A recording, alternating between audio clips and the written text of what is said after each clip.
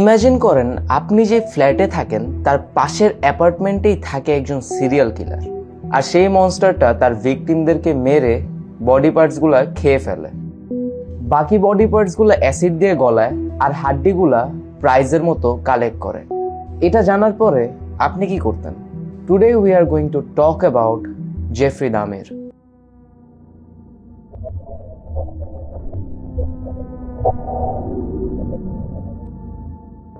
Jeffrey ডামেরের জন্ম হয় মে মাসের 21 তারিখ 1960 সালে, আর তার জন্ম হয় মিলওয়াকি, উইসকনসিনে। সে ছিল ফ্যামিলির বড় ছেলে। তার বাবার নাম ছিল লিওনেল হার্বার্ট আর তার মায়ের নাম ছিল জয়েস দামির। লিওনেল ছিল একজন কেমিস্ট। জেফরি দামিরের প্যারেন্টসের আসলে নিজস্ব কিছু ইস্যু থাকে, তাদের কন্টিনিউয়াসলি ঝগড়া লেগে থাকে। They get into arguments quite a lot. জয়েসের আরেকটা ইস্যু ছিল, Joyce was addicted to certain medicines, কারণ she was depressed and suffered from anxiety issues. আর জয়েসের এইসব ওষুধ কনজিউম করাটা আসলে লিওনেলের খুব একটা বেশি পছন্দ ছিল না। সে মনে করতো জয়েস অ্যাক্টিং করতেছে, সে শুধু শুধু ওষুধ নিচ্ছে। জয়েস যখন প্রেগনেন্ট জেফরি দামিরকে নিয়ে, সে প্রায় ট্র্যাঙ্কুলাইজার আর মরফিন ইনজেকশন নিত। জেফরি আসলে ছোটবেলায় খুব একটা ফ্যামিলি টাইম স্পেন্ড করতে পারে নাই। তার বাবা বেশিরভাগ সময় পড়াশোনা আর জব নিয়ে বিজি থাকতো, আর অন্যদিকে মা অসুস্থ থাকতো। সে নিজের রুমে নিজেকে বন্দি করে রাখতে পছন্দ করতো। যদিও ফার্স্টের দিকে Dahmer was a very energetic child. He was very happy, মানে সবসময় হাসি খুশি মুডে থাকতো। ক্লাসে সবসময় ক্লাস ক্লাউন যাদেরকে বলা হয়, দামির ওইরকম ছিল। সে সবাইকে হাসাইতে পছন্দ করতো। তার বয়স যখন মাত্র 4, তখন তার ডাবল হার্নিয়া সার্জারি হয় ক্রোটামে। ওইটার পরেই সে জানি কিরকম হয়ে যায়, অনেকটা সাইলেন্ট, চুপচাপ থাকতে পছন্দ করে। অক্টোবর 1966-এ দামির ফ্যামিলি ডয়েলসটাউন, ওহাইওতে মুভ করে। দামিরের ছোটবেলা থেকে মৃত প্রাণীর উপরে কিরকম জানি আলাদা একটা ইন্টারেস্ট ছিল। তার বয়স মাত্র 4 থাকা অবস্থায় সে দেখে তার বাবা একটা মরা প্রাণীকে কেটে ওগুলার হাড্ডি বের করছে। সেটা দেখে জেফরি অনেকটা অ্যামেজড হয়ে যায়। তার কথা অনুযায়ী প্রাণীর হাড্ডিগুলো বাড়ি খেলে যেরকম সাউন্ড হয়, এই সাউন্ডটা তার অনেক পছন্দ ছিল। দিনে দিনে তার এই ইন্টারেস্টটা অনেক বেড়ে যায়। সে আশেপাশে যত মরা প্রাণী পায় সেগুলো নিয়ে এসে নিজে কাটা শুরু করে। ইভেন অ্যাট ওয়ান পয়েন্ট তাদের বাসার আশেপাশে এত মৃত প্রাণী আসে যে পুরো বাসা থেকে এরকম মরা পচা গন্ধ বের হয়। তখন জেফরির বাবা লিওনেল জেফরিকে একটা জিনিস শেখায়, কিভাবে কেমিক্যাল দিয়ে একটা বডি ডিসপোজ করতে হয়। তাদের কাছে একটা ড্রাম কেমিক্যাল ছিল বা অ্যাসিড ছিল, যেটার মধ্যে দিয়ে তারা বডিগুলোকে ডিসলভ করতো। বাবা সারাক্ষণ বিজি থাকতো আর মা যেহেতু অসুস্থ থাকতো, Jeffrey goat very little attention in his family. তার ক্লাসেরও কিছু ফ্রেন্ডস ছিল যারা পরে মিডিয়াকে জানায় যে আসলে জেফরির ছোটবেলা থেকে ইনসেক্ট এবং ছোট ছোট প্রাণীর হাড্ডি বা ছোট ছোট পোকামাকড় কালেক্ট করাটা অনেক পছন্দ ছিল। Around age 14, Jeffrey Dahmer realised that he is gay. আর সব থেকে অড বিষয় হচ্ছে, সে খেয়াল করে তাদের রাস্তার সামনে দিয়ে একটা ছেলে জগিং করতে বের হয়। আর এই ছেলেটাকে তার এত ভালো লাগে যে সে ঝোপঝাড়ের মতো লুকায় ছেলেটাকে দেখে। কিন্তু আপনি মনে করতে পারেন ছেলেকে পছন্দ হয়েছে, ঠিক আছে, বাট ব্যাপারটা আসলে ওইরকম না। ও কোনো ডেট বা নর্মাল কোনো গে রিলেশনশিপের ব্যাপারে ভাবতেছিল না। ওর মাথায় যেটা চলতেছিল সেটা হচ্ছে, he wanted to make that guy unconscious. ওই লোকটাকে অজ্ঞান করে যা তা করতে চাচ্ছিল এই ছেলেটার সাথে। ইভেন একবার সে একটা বেসবল ব্যাট নিয়ে ঝোপঝাড়ের মধ্যে লুকায় থাকে, যে ছেলেটা যদি আজকে জগিংয়ে বের হয় সে তাকে মেরে নিজের শখগুলা পূরণ করবে। বাট লাকিলি সেই ছেলেটা ওই দিন জগিংয়ে বের হয়নি। দামিরের বয়স যখন মাত্র 17, তার একাডেমিক স্কোর অনেক কমতে থাকে। আর ওই বয়স থেকে ও অ্যালকোহল কনজিউম করা শুরু করে। ইভেন সে যখন ক্লাসে যায়, সে বিয়ার নিয়ে যায় ক্লাসে। অফকোর্স লুকায় লুকায় নিয়ে যায়, কিন্তু ওই বয়সে ড্রিঙ্ক করাটা আসলে খুব শকিং একটা ব্যাপার। Few weeks after his graduation, Dahmer আসলে আর পশু প্রাণী বা পোকামাকড় ডাইসেক্ট করে না, সে আস্ত মানুষ নিয়ে ডাইসেক্ট করে। দামির তার প্রথম মার্ডারটা করে তার গ্র্যাজুয়েশনের মাত্র 3 সপ্তাহ পরে। দামির একটা ছেলেকে রাস্তা থেকে পিক করে, যার নাম ছিল স্টিভেন মার্ক হিক্স। জেফরি তার লুকস দেখে কাইন্ড অফ ইন্টারেস্ট। স্টিভেনের বয়স ছিল মাত্র 18। স্টিভেন যেহেতু একটা কনসার্টে যাচ্ছিল রাস্তা দিয়ে হেঁটে হেঁটে, জেফরি বলে, আমিও তো এই কনসার্টে যাবো, তুমি আমার গাড়িতে আসো, আমরা একসাথে, আমি তোমাকে ড্রপ করে দিয়ে আসতেছি। গাড়ির মধ্যে উঠার পর কথা বলে তাদের প্ল্যান হয় যে স্টিভেন জেফরির বাসায় যাবে, যেহেতু জেফরির বাসায় কেউ নাই। সেখানে যেয়ে তারা কিছুক্ষণ অ্যালকোহল কনজিউম করে তারপর কনসার্টের দিকে যাবে। স্টিভেন এটাতে রাজিও হয়ে যায়। যখন তারা বাসায় যায়, ড্রিঙ্ক করে, যখন স্টিভেন কথা তুলে যে কনসার্টে যাওয়ার কথা, বের হওয়ার কথা বাসা থেকে, আর তখন জেফরির মেজাজ খারাপ হয়ে যায়। জেফরি একটা ডাম্বল নিয়ে স্টিভেনের মাথায় আঘাত করে। কিন্তু তখনও স্টিভেন মারা যায় না। সে ওই ডাম্বেলটা তার গলায় প্রেস করে তার গলায় চাপ দিয়ে মেরে ফেলে তাকে। And after that he masturbated over the corpse of Steven Hicks. স্টিভেনের বডিটাকে সে ছোট ছোট পিস করে কেটে নানান প্লাস্টিক ব্যাগে ঢুকায় সে বাসার আশেপাশে নানান জায়গায় মাটি চাপা দিয়ে দেয়। যদিও তারপরে সে স্যাটিসফাই হয় না, সে আবার বডি পার্টসগুলো তুলে ফ্লেশগুলো কেটে হাড্ডি আলাদা করে। দেন ওই হাড্ডিগুলোকে ভেঙে সে জঙ্গলের নানান জায়গায় ছড়ায় ছিটায় দেয়। যেহেতু দামিরার পড়াশোনার অবস্থা খুব খারাপ ছিল, ইউনিভার্সিটিতেও সে অনেক বাজে রেজাল্ট করতেছিল, দামিরার বাবা তাকে আর্মি সার্ভিসের জন্য পাঠায়। In January 1979 Dahmer joints the military service. সে একজন মেডিক ছিল। তাদের একটা মিশনের জন্য তাদেরকে জার্মানি পাঠানো হয়, যেখানে তারা মেডিসিন নিয়ে অনেক কিছু এক্সপেরিমেন্ট করে। ঠিক ওইখানে জেফ্রি জানতে পারে কিভাবে একটা মেডিসিন দিয়ে মানুষকে অজ্ঞান করতে হয়। যদিও জেফ্রির ড্রিঙ্কিং প্রবলেম কন্টিনিউ থাকে, সে ওইখানেও অনেক সময় ড্রিঙ্ক করে পড়ে থাকতো। ইভেন সে যে মেডিসিনগুলো নিয়ে কিভাবে মানুষকে আনকনসিয়াস বানাতে হয় শিখে যায়। সে তার 2টা কলিগের উপর এটা এক্সপেরিমেন্ট করে আর তাদেরকে রেপ করে। সে 2জন ভিকটিম তাদের সিনিয়র অফিসারদের কাছে জানালেও তারা কোনো স্টেপ নেয় না। In 1981 Jeffrey was kicked out of the military. Jeffrey তখন আর নিজের প্যারেন্টসের কাছে ব্যাক যেতে চাচ্ছিল না। সে চলে যায় ফ্লোরিডাতে। সে ওইখানে যে একটা মোটেলে উঠে, ইভেন একটা জবও খুঁজে পায়। কিন্তু তার জবের স্যালারি বেশিরভাগ সময় খরচ হয়ে যেত তার অ্যালকোহলের পিছনে। অ্যাট ওয়ান পয়েন্ট সে তার মোটেলের ভাড়া দিতে না পারায় তাকে মোটেল থেকে বের করে দেওয়া হয়। ওই টাইমটাতে তার বাবা তাকে কল দিয়ে ওহায়োতে ব্যাক আসার কথা বলে। সে আবার ব্যাক চলে যায় ওহায়োতে। যেহেতু লিওনেল দেখতেছিল যে জেফ্রির অবস্থা খুব ভালো না, তার অভ্যাস, তার ড্রিঙ্কিং প্রবলেম, এগুলো দেখে আসলে লিওনেল মেনে নিতে পারছিল না। সো লিওনেল জেফ্রিকে তার দাদির বাসায় পাঠিয়ে দেয়। 15 সেপ্টেম্বর 1987 এই দিনটাতেই চুজ হয় জেফ্রির সেকেন্ড ভিকটিম, যার নাম ছিল স্টিভেন টাউমি। তাদের দেখা হয় একটা বারে, যে বার থেকে তারা একটা হোটেলে যায়, যে হোটেলটা আসলে জেফ্রি আগেই বুক করে রেখেছিল, যেখানে জেফ্রি তার নতুন ট্রিকটা ইউজ করে। সে মেডিসিন দিয়ে স্টিভেন টাউমিকে আনকনসিয়াস করে ফেলে, তারপর করে তার মার্ডার। জেফ্রি আসলে চাইলে অনেক কিছুই আনকনসিয়াস না করে করতে পারত, কিন্তু তার কথা অনুযায়ী সে জাস্ট নিজে স্যাটিসফাই হতে চায়, আর তার অপোজিটে যে মানুষটা আছে সে যাতে কোনো ডিমান্ড না করে, তার যাতে কোনো চয়েস না থাকে, সেটা সে পছন্দ করে। This was kind of fantasy for him. But according to Jeffrey, তার মনে আছে সে বার থেকে হোটেলে যায়, তারপর সে যখন ঘুম থেকে উঠে দিনের বেলা সে একটা লাশের উপর শুয়েছিল। বুঝতেই পারছেন সে সাইকোপ্যাথের মতনই কথাটা বলেছে। দেন সে বুঝতে পারে যে এই ডেড বডিটাকে ওইখানে রাখা যাবে না, তাহলে সে ধরা খেয়ে যাবে। সে হোটেল থেকে বের হয়ে একটা সুটকেস কিনে সুটকেসে বডিটা ঢুকায় সে ব্যাগ চলে যায় তার দাদির বাসায়। সে তার দাদির বাসায় যে সে ইউজুয়ালি যেরকম বডিটাকে নিয়ে কেটে তারপরে দাফন করে সেটাই করে। জেফ্রি আসলে গে বার ভিজিট করতো, গে বার গুলাতে যেত। আর সেই বারের পাশেই একটা ব্যাথ হাউস আছে, যেখানে আসলে সবাই যে শাওয়ার নিতে পারে, গোসল করতে পারে, সুইমিং করতে পারে। তার ওইখানে মেম্বারশিপও ছিল। সো ইউজুয়ালি সে ওই বার থেকে কাউকে পিক করে, কোনো ছেলেদের পিক করে সেই ব্যাথ হাউসে যেত। একবার জেফ্রির দাদির বাসার কাছে একটা অল্প বয়সী ছেলের মৃত্যু হয়।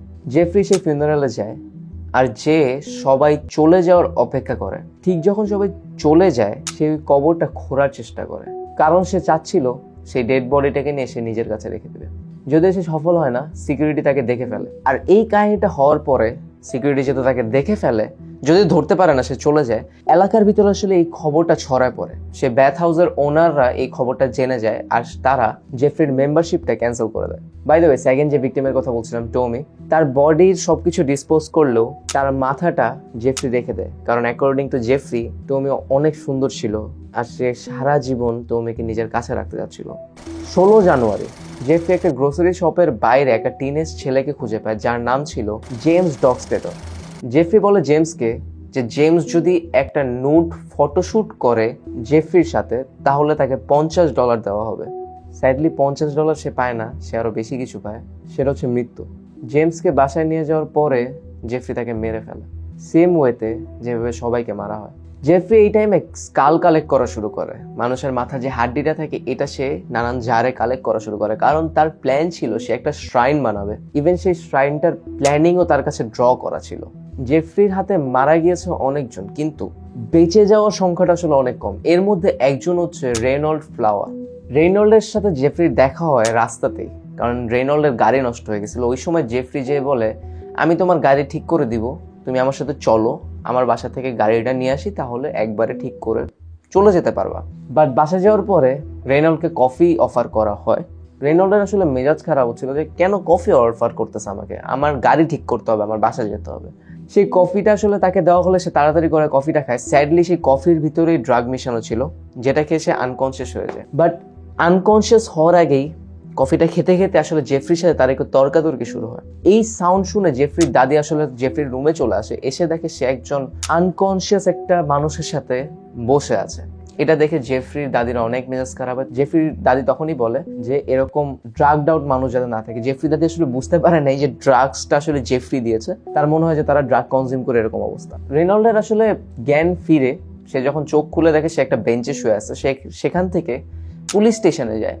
বাট পুলিশকে যখন সে বোঝানোর চেষ্টা করে যে জেফরি এরকম ড্রাগ দিয়েছে প্লাস তাকে মারার প্ল্যানিং ছিল জেফরির, পুলিশ আসলে জিনিসটা মেনে নেয় না, কারণ রেনল্ড ছিল একজন ব্ল্যাক পার্সন।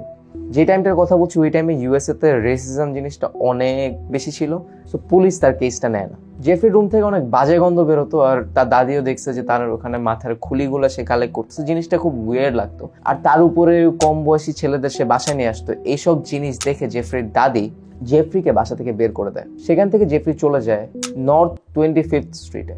তার নতুন বাসায় যাওয়ার মাত্র 2 সপ্তাহ পর, অর্থাৎ 1989-এ সে 13 বছরের একটা বাচ্চাকে মলেস্ট করে, যার নাম ছিল কেইসন। যদিও কেইসন কোনো একভাবে সে পালায় যায় এবং আশেপাশের মানুষ জানার পরে জেফরিকে অ্যারেস্ট করা হয়। তাকে অ্যারেস্ট করে কোর্টে নেওয়া হয়। যদিও তার সেন্টেন্সিং এর আগে তার কিছুদিন একটা গ্যাপ ছিল। সেই গ্যাপের মধ্যে জেফরির সাথে দেখা হয় অ্যান্থনি সিয়ার্সের। অন 25 মার্চ 1989 জেফরি অ্যান্থনির মার্ডার করে এবং সেম ওয়েতে সব কিছু ডিসপোজ করে, আর অ্যান্থনির মাথাটা সে রেখে দেয় তার কালেকশনে। তার শ্রাইন বানানোর যে প্ল্যান ছিল সেটা অনেকটা সাকসেস হচ্ছিল। ওই বছরে ওকে সেন্টেন্স করা হয় 1 বছরের জেল, কারণ তখনও মার্ডারের ব্যাপারে কেউ জানতো না, সবাই ভাবছে একটা বাচ্চাকে মলেস্ট করছে। 1990 সালে, মানে তার জেল টাইম শেষ হওয়ার পরে, সে একটা নতুন অ্যাপার্টমেন্ট নেয়, যেটা হচ্ছে famous Oxford apartment, room number 213। সে একটা পোলারয়েড ক্যামেরা কিনে, আর তখন তার একটা র্যাম্পেজ শুরু হয়। যেই মার্ডারগুলো সে 1 বছর পর পর বা 8 মাস 9 মাস পর পর করতো, সেটা সে 1 সপ্তাহের ভিতরে করা শুরু করে। অনেক সপ্তাহে সে 2টা করে মার্ডার করা শুরু করে। আর সে তার মার্ডার করার প্রসেসের সময় এক এক টাইমে পোলারয়েড ক্যামেরা দিয়ে ছবি তুলে। আরেকটা কথা বলে রাখা ভালো, তার বেশিরভাগ ভিকটিম ছিল হচ্ছে ব্ল্যাক কমিউনিটির মানুষ। আর এক সময় এরকম হয়েছে যে তার যে ভিকটিম ছিল সে অনেক স্ট্রং ছিল, সে অনেক মাস্কুলার ছিল। সো জেফরি প্ল্যান করে তাকে মার্ডার করার পরে তার হার্টটা বের করে সেটা রান্না করে খাবে, আর সে সেটাই করে। তখন তার ক্যানিবাল দিকটা প্রকাশ পায়। সে নানান বডি পার্টস ফ্রিজে প্রিজার্ভ করা শুরু করে, আর তার মন চেলে সেগুলো খায়। এখানে একটা লেস নোন ফ্যাক্ট অ্যাড করি, ওই অ্যাপার্টমেন্টে জেফরি যে নেইবার ছিল তার আসলে স্মেল টেল পাইতো। তার আগে ওই নেইবারকে জেফরি একবার স্যান্ডউইচ অফার করছিল, সেই স্যান্ডউইচটা আসলে সেই নেইবারটা খায়। সেই নেইবারটা এখন পর্যন্ত কনফিউশন আছে যে সেই স্যান্ডউইচে যে মিটটা ইউজ করেছিল, যে মাংসটা ছিল, ওইটা আসলে কিসের মাংস ছিল। সে এতটা র্যাম্পেজে চলে আসে, সে মার্ডার করতে থাকে। সে নিজেকেও থামাইতে পারে নাই। এক্স্যাক্টলি থামাইতে পারে নাই বললে ভুল হবে, সে হয়তো থামতে চায় নাই, কারণ হি লাইকড ইট। মানুষের বডির ভিতরে দেখতে কিরকম, মানুষ মারা যাওয়ার সময় কিরকম করে, সেটা দেখে তার ভালো লাগতো। 26 মে 1991 সে একটা 14 বছরের ছেলেকে পিক করে, যার নাম ছিল কোনারাক। একটু আগে যার কথা বললাম যে জেফরির হাত থেকে বেঁচে গেছে, যার জন্য জেফরি জেলে গেছে, কোনারাক হচ্ছে কেইসনের ছোট ভাই। কোনারাককে ড্রাগ আউট করার পরে জেফরির মাথায় আসে যে তার বিয়ার খাওয়ার কথা, আর তার বাসায় বিয়ার নেই। সে চলে যায় গ্রোসারি শপে। ঠিক ওই টাইমটাতে কোনারাক, সে আসলে পুরোপুরি আনকনসিয়াস ছিল না, একটু হইলেও তার ভিতরে জ্ঞান ছিল। সে চিল্লাচিল্লি করে এবং রুম থেকে বের হয়ে যায়। বের হয়ে অ্যাপার্টমেন্টের কিছু মানুষ জড়ো হয়, তারা পুলিশকে কল করে। পুলিশ যখন আসে, পুলিশকে বলা হয় সবকিছু, যে জেফরি এরকম করতেছে। ইভেন নেইবাররাও বুঝতে পারতেছিল যে ওই বাসাটা কিছু একটা হচ্ছে, কারণ রাত্রিবেলা কাটাকাটি সাউন্ড আসতো, বাজে স্মেল আসতো অ্যাপার্টমেন্টের ভেন্টিলেটর থেকে। বাট পুলিশ আসলে বিশ্বাস করে না, কারণ যে মহিলাগুলো আসলে তার নেইবার ছিল তারা ব্ল্যাক ছিল। পুলিশের সাথে কথা বলার সময় আসলে জেফরি ফেরত আসে। এসে যখন সে দেখে পুলিশ কথা বলতেছে, পুলিশকে যে বলে যে কোনারাক জেফরির বয়ফ্রেন্ড, মানে সে নিজের বয়ফ্রেন্ড হিসাবে কোনারাককে পরিচয় দেয়। আমি আপনাদের আবার রিমাইন্ড করে দিই, কোনারাকের বয়স মাত্র 14 বছর ছিল। জেফরি পুলিশদেরকে বলে যে আসলে তার একটা পার্টিতে গেছে, কোনারাক বেশি ড্রাঙ্ক হয়ে গেছে, এরকম মিথ্যা কথা বলে। পুলিশ বলে যে ওকে বাইরে না রেখে ওকে বাসায় নিয়ে যাও। পুলিশ কোনারাককে জেফরির হাতে তুলে দেয়। অ্যান্ড হ্যাঁ, আপনারা বুঝতে পারতেছেন তারপর কনরেকের সাথে কি হয়েছে। He gets murdered as well. 22 July 1991 সেই গে বারে আবার জেফরির সাথে আরেকজন মানুষের দেখা হয় যার নাম ছিল ট্রেসি এডওয়ার্ড। সবার মতো ট্রেসিকেও জেফরি বাসায় নিয়ে যায়, ড্রাগস দেয়। এই ড্রাগ দেওয়ার পরে ট্রেসি যখন জ্ঞান ফিরে, সেই চোখ খুলে দেখে তার কাপড় সাপড় নেই। জেফরি তার সামনে একটা করাত নিয়ে দাঁড়ায় আছে, আর তখন সে জেফরির বেডরুমে ছিল, তার একটা হাত হ্যান্ডকাফ দিয়ে লাগানো ছিল। সে তখন বুঝতে পারে যে সে আসলে ভুল জায়গায় চলে আসছে, আর জেফরির রুম থেকে খুব বাজে গন্ধ আসতেছে। সে জেফরিকে আসলে একটু ইমোশনাল ভাবে বলে যে আসলে আমি তোমাকে ছেড়ে যাবো না, আমি তোমার সাথে থাকতে চাই, তুমি আসো আমরা একসাথে এই মুভিটা দেখি। একটা মুভি চলছিল, বলে যে আসো আমরা এই মুভিটা দেখি। এবং জেফরি তার কথা মেনেও যায়। যখন মুভিটা দেখতে দেখতে জেফরি ট্রেসির কাঁধে মাথা রাখে, তখন ট্রেসি সময় বুঝে জেফরিকে একটা ঘুষি মারে। ঘুষি মেরে সে দৌড় দিয়ে পালা যায়। সে যখন বের হয় তার কাপড় চাপড় ছিল না, স্টিল সে 6 ব্লক কোনো চিন্তা ভাবনা ছাড়া দৌড়ায়। যেতে যেতে হঠাৎ করে একটা পুলিশের গাড়ি পায়, আর পুলিশের গাড়িটা নিয়ে সে ফেরত আসে। আসার সাথে সাথে 2টা পুলিশ অফিসার নিয়ে যখন জেফরির অ্যাপার্টমেন্টে যায়, জেফরি পুলিশকে দেখে মারার চেষ্টা করে। একজন পুলিশ অফিসারকে মারলো, আরেকজন জেফরিকে ধরে মাটিতে পড়ে। And that's how they caught Jeffrey Dahmer. আর জেফরিকে যখন পুলিশ ধরে ফেলে, জেফরি জাস্ট একটা লাইনই বলে, for what I did I should be dead. Jeffrey তার লাইফ টাইমে 17 জনের মার্ডার করে, অথবা বলতে পারেন 17 জনের মার্ডারের কথা হয়তো আমরা জানি। আর তার এগেনস্টে স্টেপ নেওয়া হয়, তাকে জেলে পাঠিয়ে দেওয়া হয়। বাট অন নভেম্বর 28, 1994 দামিরকে জেলের ভিতরে আরেকজন ইনমেট লাঠি দিয়ে পিটায় মেরে ফেলে। আর সেই ইনমেটটার নাম ছিল ক্রিস্টোফার স্কারবার। নিচে কমেন্ট করে জানান, আপনি যদি এরকম একটা পরিস্থিতিতে থাকতেন তাহলে দামিরের থেকে আপনি কিভাবে বাঁচতেন। Thanks for watching. I will see you guys in the next video.